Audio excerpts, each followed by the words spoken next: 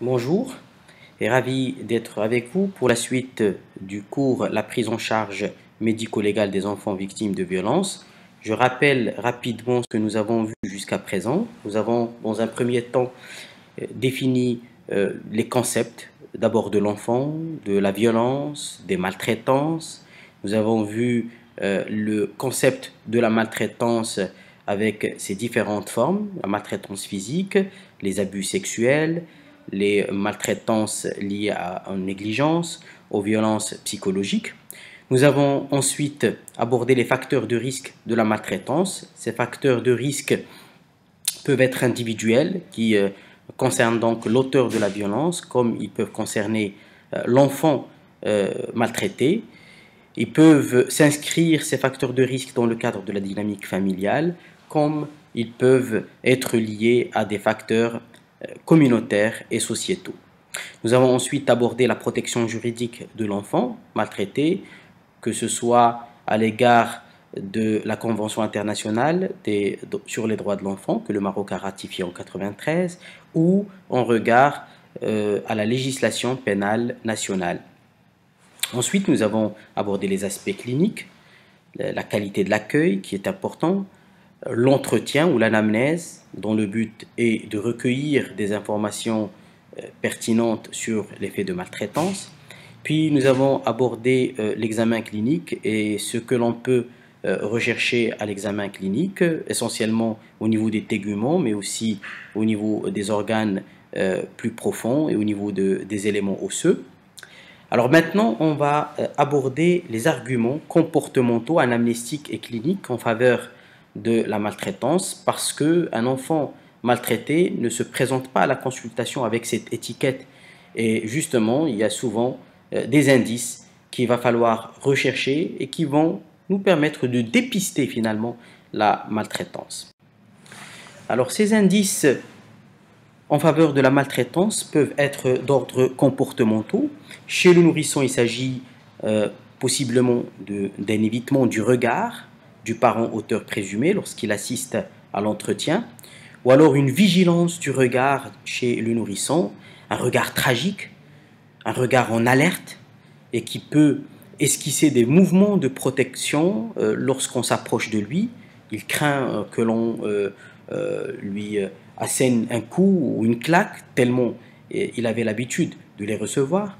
Une souffrance dépressive avec des gestes rares, avec une attitude apathique, une mimique très peu expressive, une instabilité motrice chez un nourrisson en âge de marcher, et donc une agitation extrême, un enfant qui ne se tient pas, un retard psychomoteur ou un retard dans les acquisitions psychomotrices, une anorexie, une polyphagie, donc des troubles dans les conduites alimentaires, des troubles du sommeil avec des terreurs nocturnes. Chez l'enfant en âge scolaire, on aura des échecs dans les apprentissages scolaires, donc qui intéressent la sphère cognitive, mais il y aura aussi des difficultés relationnelles avec une agressivité vis-à-vis du corps enseignant, vis-à-vis des collègues, des camarades, mais aussi en intrafamilial, un comportement perturbateur ou agressif, trouble d'hyperactivité, ou bien au contraire une timidité, passivité, une introversion, un repli sur soi, des troubles du sommeil, des cauchemars, des troubles de conduite alimentaire, une boulimie, une anorexie, une géophagie par exemple, ou le fait de manger des objets non comestibles, des régressions des aptitudes, par exemple une énurésie secondaire, une oncoprésie, une crainte inhabituelle de contact physique avec des personnes qui autrefois entraient en contact avec l'enfant sans aucun problème. Par exemple, un enfant qui ne veut plus aller à la maison du voisin, ne veut plus aller à la maison d'un proche parent, ne veut plus aller à l'école, par exemple, être dans une classe en particulier. L'absentéisme scolaire aussi, donc l'école buissonnière, ça peut être en rapport avec un malaise ou un mal-être ou des faits de violence survenus justement au niveau de l'école. Des indices comportementaux concernant l'adolescent, possible état dépressif, comme ce que l'on voit chez l'adulte, mais souvent, cet état dépressif va être masqué par des troubles de comportement comme des conduites à risque, des conduites qui sont des équivalents suicidaires, des actes délictuels, donc l'entrée dans le monde de la délinquance, les fugues répétées qui expriment aussi un malaise, un mal-être, et c'est souvent à la suite de fugues ou à la suite de tentatives de suicide que l'on s'aperçoit d'une grande souffrance existante chez l'enfant en lien avec des faits de violence ou de maltraitance, un trouble anxieux, faible estime de soi, l'entrée dans le monde de la prostitution, donc l'enfant qui essaye à travers son corps se revaloriser aux yeux d'autrui parce que il n'est pas très satisfait de lui-même, il n'a pas beaucoup d'estime de soi. Les indices anamnestiques, maintenant, c'est-à-dire des indices que l'on va recueillir de l'anamnèse ou de l'entretien avec l'enfant, mais surtout avec les parents. La notion justement d'accident ou de traumatisme avec des admissions aux urgences à répétition, ça ne peut pas être toujours en lien avec des traumatismes accidentels. Le délai parfois inexplicable entre le début des signes et la consultation médicale, donc les parents, lorsqu'ils sont responsables des faits de violence, vont temporiser, ils vont se dire que l'enfant va finir par se réveiller, par exemple, s'il a été victime d'un traumatisme crânien. Ils vont se dire que les douleurs vont s'estomper, que l'œdème va diminuer au niveau d'un membre. Et ce n'est que lorsque les choses sont pires que l'enfant est ramené à la consultation. Et le délai n'est pas du tout expliqué par la gravité d'emblée importante des lésions au tout début. Le manque d'intérêt pour la gravité possible de la condition médicale de l'enfant, donc le parent ou la personne en charge de l'enfant paraît détaché par rapport à la gravité de la situation de l'enfant rapportée par le corps médical, les antécédents connus de maltraitance dans l'entourage, donc cet enfant il a déjà un membre de la fratrie ou sa mère par exemple qui a été victime de violence ou de maltraitance, et donc il se peut que cet énième traumatisme soit lié aussi au même phénomène, la maltraitance.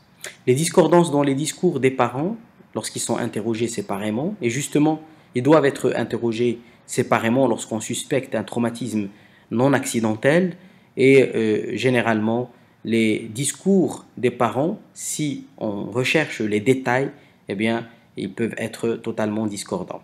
Une discordance aussi entre les lésions retrouvées lors de l'examen clinique et les explications données par les parents. Ces explications ne peuvent en aucun cas satisfaire par rapport à la nature des lésions qui sont retrouvées, par rapport à leur siège par exemple. Et puis il y a des indices cliniques. Ces indices, on va les retrouver au niveau de la présentation générale déjà de l'enfant, qui peut être marquée par des signes de négligence, une hygiène défectueuse, une tenue inappropriée qui contraste avec l'apparence des parents ou des personnes en charge de l'enfant. Parfois, c'est des troubles de comportement, un mutisme, une apathie, une anxiété, une agitation disproportionnée par rapport à la situation. Les lésions évocatrices de violence qui peuvent être justement évocatrices par leur mécanisme, par exemple des lésions qui ne peuvent se voir que lors de violences hétéro-infligées, comme des griffures, des morsures, des plaies par arme blanche, ou alors lorsqu'il existe des lésions traumatiques qui sont habituellement banales, mais le fait qu'elles soient d'âge différents et de forme et de nature différentes attire l'attention. Le siège des lésions traumatiques qui n'est pas habituel avec les zones exposées, dont les chutes ou dans les traumatismes accidentels, c'est-à-dire les zones qui sont habituellement proéminentes et donc qui sont exposées, eh bien, les lésions qui vont se retrouver dans les parties internes, par exemple des bras, des cuisses, au niveau des fesses, eh bien, vont attirer l'attention justement par leur siège qui n'est pas compatible avec des lésions accidentelles. La forme aussi des lésions qui peut indiquer directement l'utilisation d'un objet, par exemple les brûlures par des objets portés au feu, donc qui vont laisser leur forme au niveau de la zone touchée. Par exemple, les brûlures par mégot de cigarette sont assez typiques, donc des brûlures discoïdes, arrondies, des brûlures par fer à repasser, par une cuillère ou une lame de couteau portée au feu. Les lésions liées à une contention, donc un ligotement, vont laisser donc des dermabrasions circulaires, vont laisser aussi des cicatrices de même type, des lésions de strangulation ou de tentatives de strangulation qui peuvent laisser des abrasions en bande au niveau du cou. Le nombre des lésions traumatiques, leur répétition et leur répartition sur l'ensemble du corps sont aussi évocatrices d'effets de violence. Maintenant que nous avons vu le dépistage de la maltraitance sur un faisceau d'indices comportementaux et cliniques, nous allons laisser la collecte des preuves médico-légales et la documentation au chapitre des agressions sexuelles. Maintenant, on va aborder le rôle protecteur du médecin qui se manifeste par le signalement et l'indication d'une hospitalisation, et puis l'orientation de cet enfant vers d'autres intervenants en matière de prise en charge d'enfants victimes de violences. Alors s'il est vrai que n'importe quel médecin, quel que soit son mode d'exercice, peut entreprendre des actions visant la protection d'un enfant victime de violence, mais force est de constater que cette protection ne peut être généralement efficace que lorsqu'elle est organisée d'une manière institutionnelle.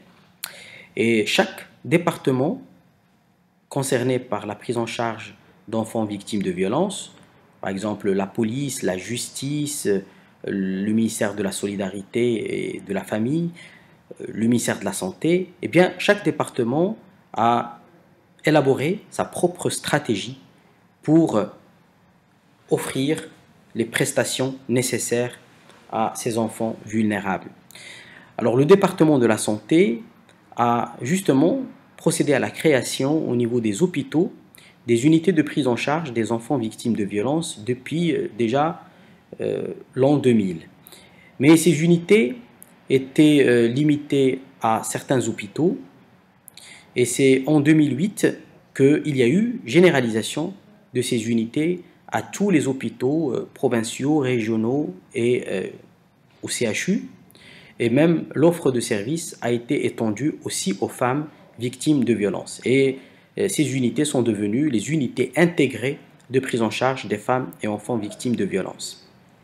Alors ces unités, généralement, sont constituées de médecins, d'une assistante sociale et d'un psychologue et ont comme mission d'accueillir l'enfant victime de violences, de l'orienter vers les spécialités que son état de santé nécessite. Ils coordonnent les soins, ils indiquent l'hospitalisation si besoin, ils procèdent à la collecte des preuves médico-légales, procèdent aussi à la rédaction du certificat médico-légal et orientent l'enfant vers d'autres intervenants, la police, la justice et des associations de la société civile, en même temps qu'ils encadrent la prise en charge psychologique.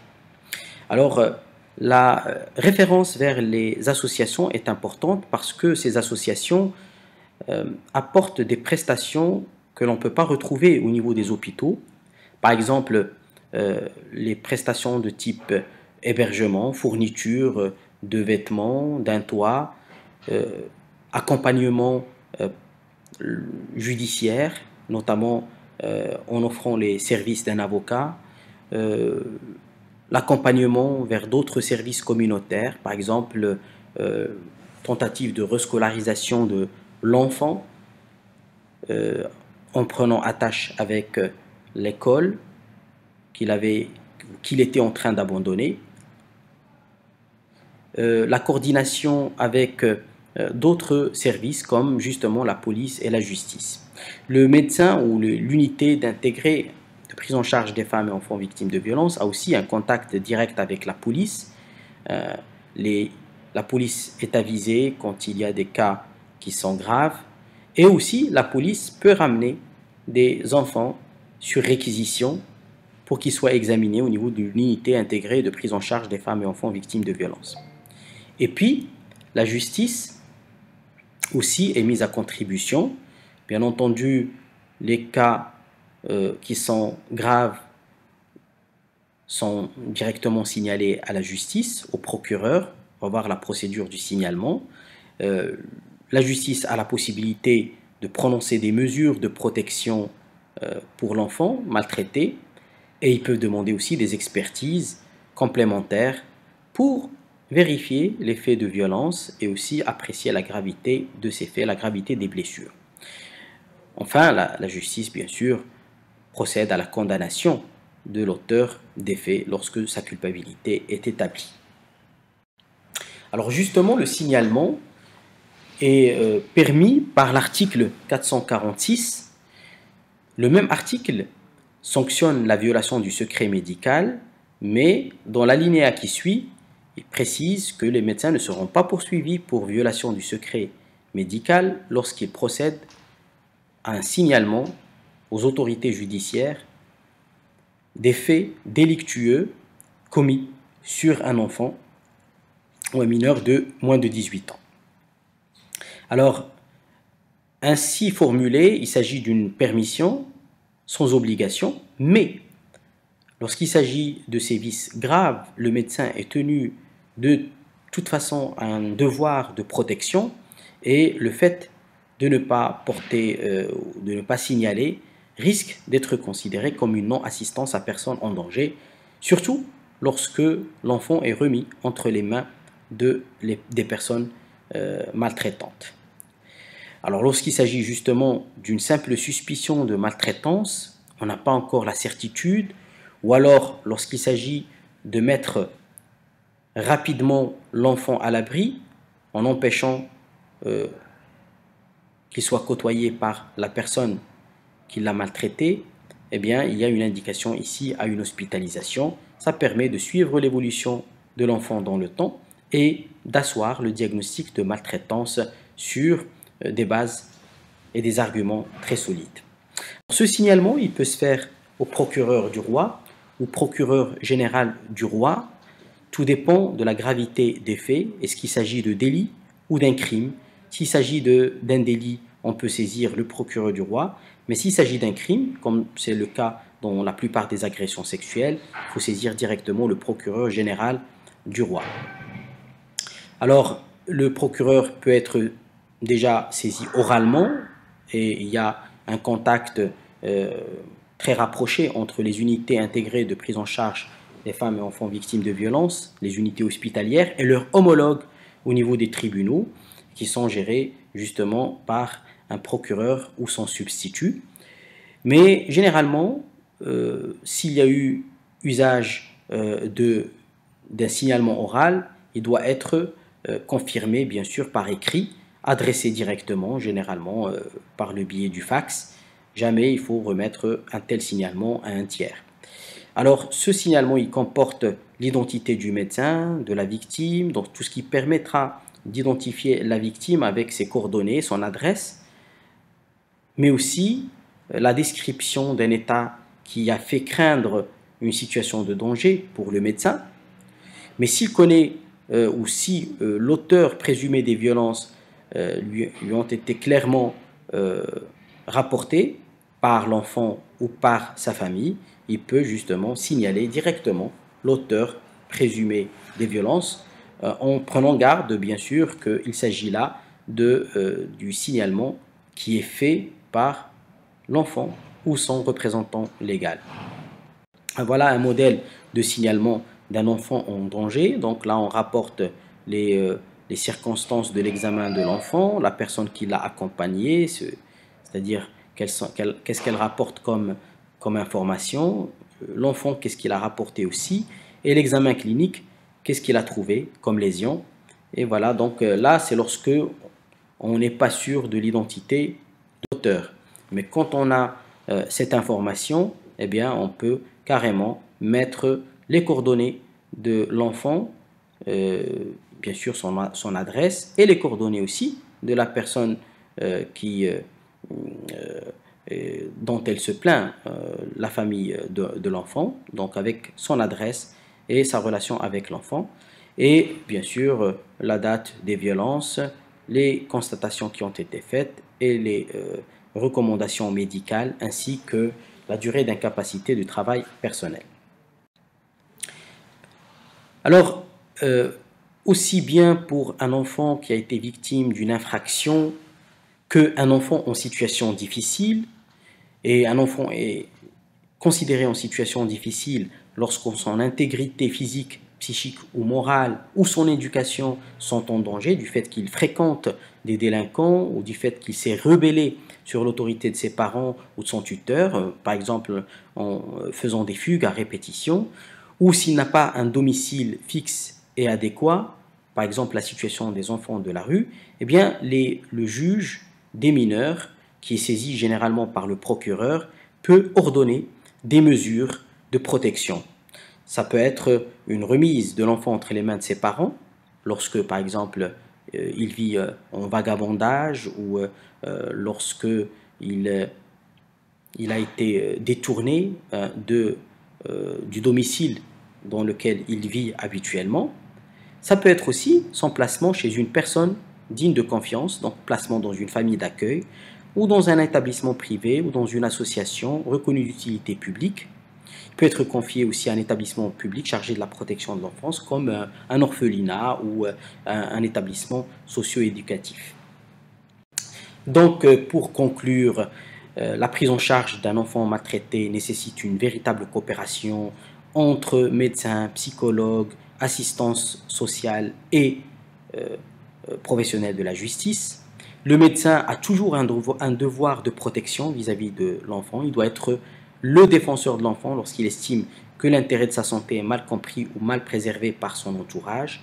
Ça nécessite justement d'agir avec compétence, en cherchant l'intérêt supérieur de l'enfant, en l'associant aux décisions qui le concernent et en respectant la confidentialité des informations qui lui ont été parvenues et en agissant avec toute l'objectivité requise. À la fin, je vous laisse des bibliographies comprenant des sites que vous pouvez très bien consulter sur le sujet. Merci de votre attention.